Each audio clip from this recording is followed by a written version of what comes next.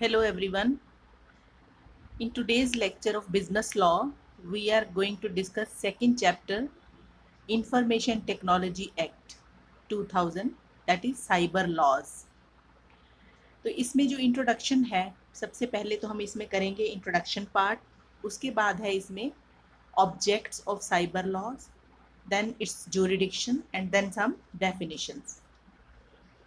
Introduction में हम क्या डिस्कस करेंगे कि इसका जो एग्जिस्टेंस है ये कैसे सामने आया act. The spread of internet and its quick adoption by the business has posed new challenges to the society. जो ये इंटरनेट है इसका जो स्प्रेड है इसकी वजह से बिजनेस को काफ़ी चैलेंजेस जो हैं सोसाइटी में फेस करने पड़ रहे हैं। Now the business transaction can be matured with the press of a button और a click of the mouse, as you all know. So it compels the lawmakers to act with great speed in dealing with the problems which now arise on the application of the information technology to the business. These days, people are also technologically friendly, and business is also more or less dependent on technology for its activities. So new challenges are arising in front of business houses. Technology facilitates the business transaction manifold and at the same time leaves a massive scope for fraud, cheating, and other related offenses. The existing law enforcement machinery is not sufficient to deal with information technology related crimes. अब जो already law हमारा exist कर रहा है, जो जिसे हम Indian penal code कहते हैं, उसमें इसको इस तरह के जो फ्रॉड है, जो चीटिंग्स हैं, जो अदर रिलेटेड ऑफेंसेस है, वो उसमें कवर नहीं होते। That is why Government of India responded to the need of the hour and passed the Information Technology Act 2000. ये एक नया एक्ट है जो अभी थोड़े टाइम पहले ही ये पास हुआ है 2000 में, to deal with the cyber crimes. 2000 से पहले इंफॉर्मेशन टेक्नोलॉजी का कोई इतना इस्तेमाल हमारे लाइफ में नहीं था जो कि आज हमें देखने को मिल रहा है, तो इसलिए उससे पहले कभी इस तरह का लॉ बनाने की कोई ज़रूरत भी महसूस नहीं की गई थी। So this act is very comprehensive, almost all issues required to be settled by law. तो ऑलमोस्ट जितने भी इशू अराइज होते हैं डेली, और भी आजकल हमें कई चैलेंजेस देखने पड़ रहे हैं, वो सारे कुछ किसी ना किसी कैटेगरी में फॉल करते हैं। कोई फ्रॉड है, कोई मिस रिप्रेजेंटेशन है, तो ये सारे किसी ना किसी कैटेगरी में कवर होते हैं under cyber law. Now we will discuss objects of cyber law. क्यों बनाया गया, इसका जो ऑब्जेक्ट था वो क्या था। तो फर्स्ट पॉइंट हमें नज़र आ रहा है, to prevent possible misuse arising out of transaction and other dealing concluded over electronic medium. तो जो हमारा ऑनलाइन इलेक्ट्रॉनिक मीडियम के थ्रू जो भी ट्रांजैक्शंस होती हैं या जो भी हमारी बाकी डीलिंग्स होती हैं, उसमें जो भी पॉसिबल मिसयूज हो सकता है या कोई फ्रॉड हो सकते हैं, कुछ इस तरह की एक्टिविटीज़ हो सकती हैं जिससे आप किसी को चीट कर सकते हो, तो उसको कंट्रोल करने के लिए, लोगों में ऐसी टेंडेंसी को कंट्रोल करने के लिए कि वो की चीटिंग ऑनलाइन करें, तो ये एक्ट जो है वो बनाया गया। Second is to facilitate electronic governance for the use and acceptance of electronic records and digital signature in the government offices and its agencies.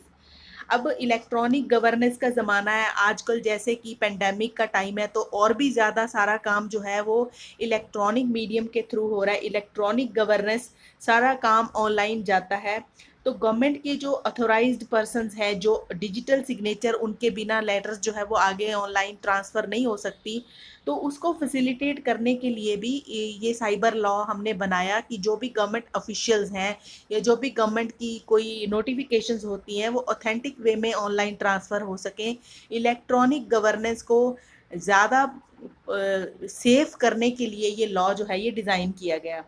Then third is to make consequential amendments in the Indian Penal Code and the Indian Evidence Act to provide for necessary changes in the various provisions.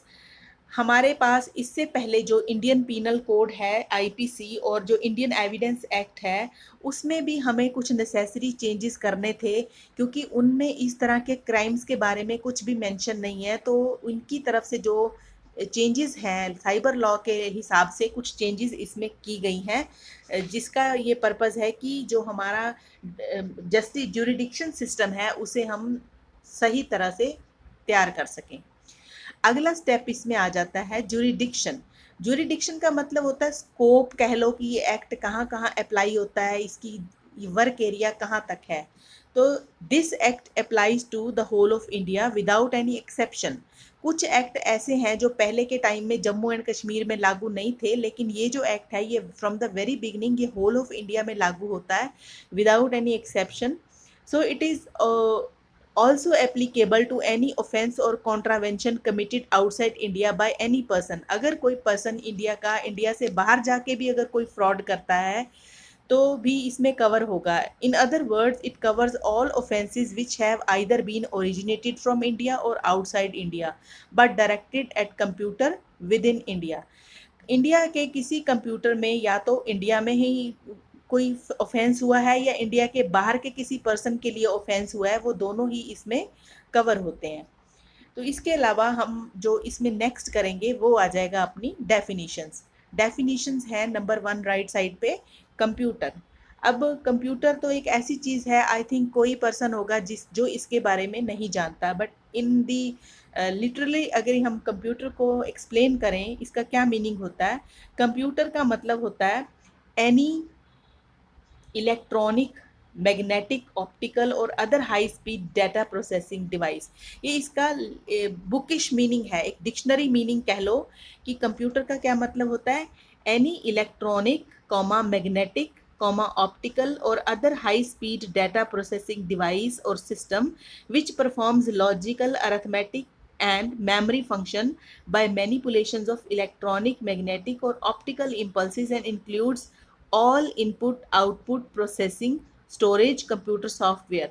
तो कहने का मतलब है कि पहले तो आपको definition के बारे में बताया है कि ये एक डिवाइस है जो कि लॉजिकल, अरिथमेटिकल और मेमोरी फंक्शन परफॉर्म करती है, और इसमें हम सारा इनपुट, आउटपुट, प्रोसेसिंग, स्टोरेज सब कुछ इसमें जो सॉफ्टवेयर डाला हुआ है और जो कम्युनिकेशन फैसिलिटीज़ हैं वो सारा इसमें कवर करते हैं। नेक्स्ट आ जाता है कंप्यूटर सिस्टम। कंप्यूटर सिस्टम का मतलब होता है एक पूरा एक प्रॉपर सेटअप, जिसका मतलब है ए डिवाइस और collection of devices including input and output support devices and excluding calculators which are not programmable and capable of being used in conjunction with external files. तो इसमें सब कुछ आ जाता है। जो कंप्यूटर सिस्टम है उसमें आपका हार्डवेयर भी आ जाएगा, सॉफ्टवेयर भी आ जाएगा, इसका जो मॉनिटर हो गया, कीबोर्ड हो गया, माउस हो गया, सीपीयू हो गया, प्रिंटर हो गया, तो विद इंक्लूडिंग इंटरनेट कनेक्शन सारा कुछ इसमें मिला के जो भी इसमें सॉफ्टवेयर डाली हैं, जो विंडोज़ डाली हैं, यानी पूरी तरह से तैयार ऑपरेशन के लिए जो सिस्टम हमें मिलता है उसको हम कहते हैं कंप्यूटर सिस्टम। उसके बाद है कंप्यूटर नेटवर्क। कंप्यूटर नेटवर्क का मतलब होता है इंटरकनेक्शन और वन और more computer through the use of satellite, microwave, terrestrial line और अदर कम्युनिकेशन मीडिया। जब हमारी इंटरनेट के थ्रू आपस में जो कनेक्शन हुआ होता है, सारे कंप्यूटर्स आपस में जुड़े होते हैं, तो उसको हम कहते हैं कंप्यूटर नेटवर्क, जो कि इंटरनेट के थ्रू कनेक्ट किया जाता है। ऊपर सेकंड नंबर पे एक रह गया था सर्टिफाइंग अथॉरिटी। सर्टिफाइंग अथॉरिटी का मतलब होता है एक ऐसा पर्सन जिसको a person who has been granted a licence to issue a digital signature certificate under section 24। Digital signature उस पर्सन के होते हैं जो ऑथोराइज्ड होता है सिग्नेचर करने के लिए। तो उन सिग्नेचर्स की को अथॉरिटी इशू करने की अथॉरिटी सर्टिफाइंग अथॉरिटी के पास होती है। अगर आपने ऑनलाइन अपने ई सिग्नेचर लगाने हैं तो आपको उसको पहले पास करवाना पड़ता है, सर्टिफाइंग अथॉरिटी के पास जाके आप उसको पास करवाते हो। नेक्स्ट इज डिजिटल सिग्नेचर, यही मैं जिसकी बात कर रही थी।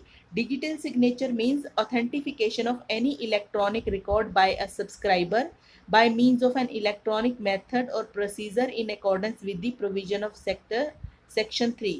तो जब आप ऊपर सर्टिफाइंग अथॉरिटी के पास जाते हो, आप अपना एक सिग्नेचर जो है डिजिटली अप्रूव कराते हो। तो जो गवर्नमेंट ऑफिशियल होते हैं, जब भी कोई नोटिफिकेशन, कोई लेटर गवर्नमेंट की तरफ से जारी होता है, तो जो जिस पर्सन को अथॉरिटी दी गई है सिग्नेचर करने की, वो अपने डिजिटल सिग्नेचर उस पर अटैच करता है, but after getting approval from certifying authority. Next is electronic gazette. Electronic gazette का मतलब होता है official gazette published in electronic form, यानी इलेक्ट्रॉनिक फॉर्म में आगे जैसे पहले हम न्यूज़पेपर में गज़ट देखा करते थे, अभी भी कुछ गज़ट न्यूज़पेपर में कुछ पे एग्ज़ाम्स के रिजल्ट पब्लिश होते हैं, बट जब इलेक्ट्रॉनिक मीडिया पे कंप्यूटर पे ऑनलाइन गवर्नमेंट की तरफ से गज़ट जो है वो पब्लिश होता है, ऑनलाइन रिलीज़ किया जाता है, जैसे +2 का रिजल्ट है या 10th का रिजल्ट है, आजकल इलेक्ट्रॉनिकली ही वो इशू किया जाता है, उसको हम कहते हैं electronic gazette. So, with all this description, our second lesson, Information Technology Act 2000, is finished, and that's all for today now. Thank you.